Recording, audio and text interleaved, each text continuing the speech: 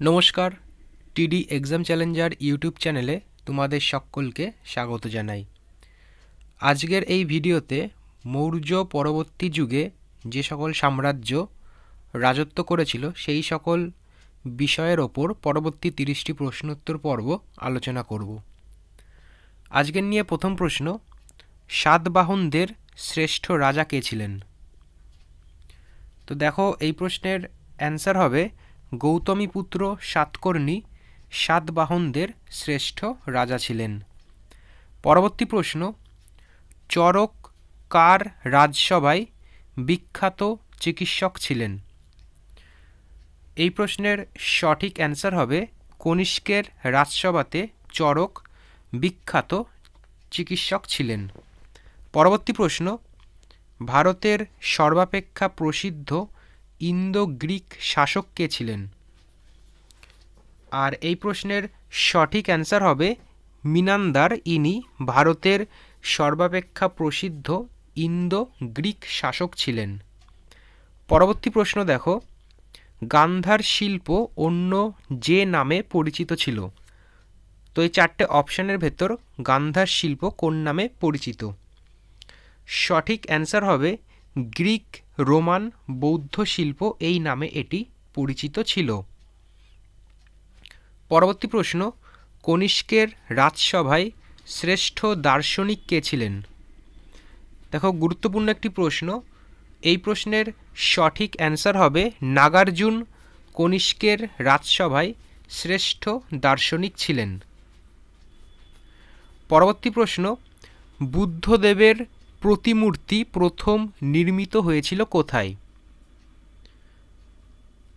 বুদ্ধদেবের প্রতিমূর্তি প্রথম কোথায় নির্মিত হয়েছিল?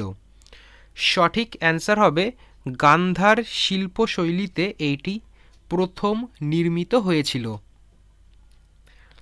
পরবর্তী প্রশ্ন, বুদ্ধচরিত কে রচনা করেন? বুদ্ধচরিত এটি কে রচনা করেছেন? সঠিক অ্যান্সার অশ্বঘোষ। অপশান এ সঠিক উত্তর। পরবর্তী প্রশ্ন দেখো, মৌর্য সাম্রাজ্যের পতনের পর ক্রমাগত বিদেশি আক্রমণ লক্ষ্য করা গিয়েছিল। এই বিদেশিদের মধ্যে প্রথম ভারতে আক্রমণ করেছিল কে? তো এই প্রশ্নের সঠিক অ্যান্সার হবে ইন্দো ব্যাকট্রিয় এই বিদেশি প্রথম ভারতে আক্রমণ করেছিল। পরবর্তী প্রশ্ন, নিম্নলিখিত কে বা কারা কনিষ্কের সমসাময়িক ছিল? দেখো, বলেছে অশ্বঘোষ, নাগার্জুন, বসুমিত্র এবং চাণক্য। তো এখানে সঠিক অ্যান্সার হবে অপশান ডি, মানে হচ্ছে অশ্বঘোষ, নাগার্জুন এবং বসুমিত্র এই সবগুলি কনিষ্কের সমসাময়িক ছিল। অপশান ডি সঠিক অ্যান্সার। পরবর্তী প্রশ্ন, প্রাচীন ভারতে সাতবাহনদের জেলা কি নামে পরিচিত ছিল? প্রাচীন ভারতে সাতবাহনদের জেলা অহরা এই নামে পরিচিত ছিল। অপশান এ সঠিক অ্যান্সার। পরবর্তী প্রশ্ন, প্রথম দিকে কে কনিষ্কের রাজসভায় ছিলেন না? তো দেখো, এই প্রশ্নের সঠিক অ্যান্সার হবে বিশাখ দত্ত। ইনি প্রথম দিকে কনিষ্কের রাজসভাতে ছিল না। পরবর্তী প্রশ্ন, কনিষ্কের রাজত্বকালে বৌদ্ধ সঙ্গীতি কোথায় অনুষ্ঠিত হয়েছিল? গুরুত্বপূর্ণ প্রশ্ন। তো দেখো, এই প্রশ্নের সঠিক অ্যান্সার হবে কাশ্মীরে এটি অনুষ্ঠিত হয়েছিল যখন কনিষ্কের রাজত্ব ছিল। পরবর্তী প্রশ্ন দেখো, বলা হয়েছে গাথা সপ্তশী নামক গ্রন্থটির রচয়িতাকে? গাথা সপ্তশতী এই গ্রন্থটির রচয়িতা হচ্ছে সাতবাহন রাজা হাল। অপশান ডি সঠিক অ্যান্সার। পরবর্তী প্রশ্ন, শকাব্দের প্রচলন করেন কে? তো দেখো, এই প্রশ্নের সঠিক অ্যান্সার হবে কনিষ্ক শকাব্দের প্রচলন করেছিল। কত সালে? 78 খ্রিস্টপূর্বাব্দে। পরবর্তী প্রশ্ন, রুদ্র দামনের জুনাগড় লিপি কোন ভাষাতে লেখা হয়েছিল? এই রুদ্র দামনের জুনাগড় লিপি এইটি সংস্কৃত ভাষাতে লেখা হয়েছিল। পরবর্তী প্রশ্ন, পুষ্যমিত্র শুঙ্গ যে অশ্বমেধ যজ্ঞ করেছিলেন তা জানা যায় কোন গ্রন্থ থেকে? তো এই প্রশ্নের সঠিক অ্যান্সার হবে এটি মহাভাষ্য এই গ্রন্থ থেকে জানা গিয়েছিল। 17 দাগের প্রশ্ন, কোন লেখ থেকে রুদ্রদামনের কাছে সাতবাহন রাজা সাতকর্ণীর দুবার পরাজয়ের কথা জানা গিয়েছে? 4টে অপশান দেখছো, এর ভেতর কোনটি সঠিক অ্যান্সার হবে? তো দেখো অপশান সি জুনাগড়, এখান থেকে এই সবগুলি বিষয় জানা গিয়েছিল। পরবর্তী প্রশ্ন, কনিষ্ক কোন উপাধি ধারণ করেছিলেন? কনিষ্ক কোন উপাধি ধারণ করেছেন? তো দেখো এই প্রশ্নের সঠিক অ্যান্সার হবে অপশান এ দেবপুত্র এই উপাধি তিনি ধারণ করেছিলেন। পরবর্তী প্রশ্ন, বৃহৎ কথা গ্রন্থের রচয়িতা গুণনাট্য তিনি কার রাজসভা অলঙ্কিত করেছিলেন? তো গুণনাট্য নিচের কোন রাজসভার সভাকবি ছিল? তো এই প্রশ্নের সঠিক অ্যান্সার হবে সাতবাহন রাজা হাল, ইনার রাজসভায় সভাকবি ছিল।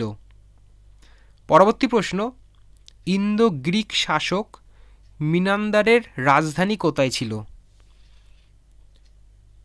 এই প্রশ্নের সঠিক অ্যান্সার হবে সাকল বা শিয়ালকোটে ইনার রাজধানী ছিল। অপশান ডি সঠিক অ্যান্সার। 21 দাগের প্রশ্ন, এই যে বিখ্যাত সিল্ক রুট বা রেশম পথ এটি চালু করেছিলেন নিচের কোন রাজা? এই প্রশ্নের সঠিক অ্যান্সার হবে অপশান এ কনিষ্ক এই সিল্ক রুট বা রেশম পথ এটি চালু করেছিল। পরবর্তী প্রশ্ন, পুরুষপুরের অপর নাম কোনটি?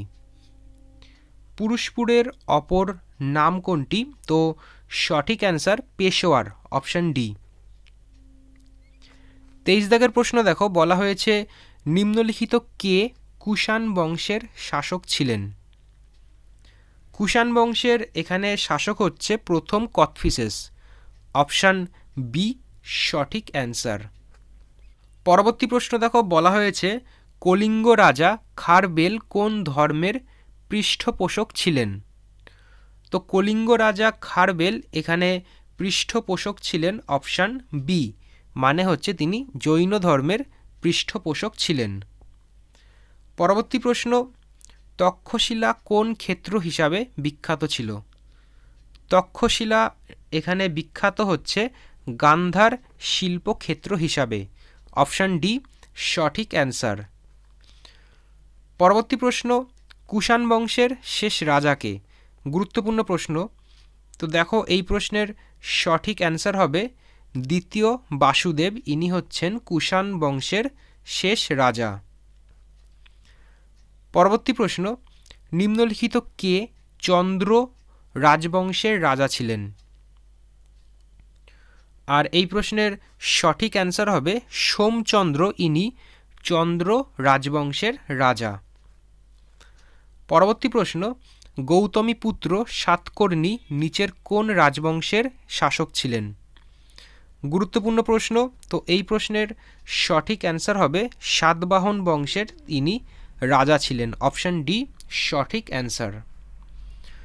আজকের এই পর্বের শেষ প্রশ্ন, সাতবাহন যুগে কোন ভাষা সরকারি ভাষা হিসাবে ব্যবহৃত হতো? আর এই প্রশ্নের সঠিক অ্যান্সার হবে প্রাকৃত ভাষা সাতবাহন যুগে সরকারি ভাষা হিসাবে ব্যবহৃত হতো। তো দেখো আজকের পর্বে 30টি প্রশ্ন করালাম, এর আগের পর্বে আরও 30টি প্রশ্ন এই টপিকের ওপর করানো হয়েছে। তো টোটাল 60টি প্রশ্ন এখান থেকে করানো হলো। আবার পরবর্তী ভিডিওতে নতুন একটি ক্লাসে দেখা হবে। ধন্যবাদ।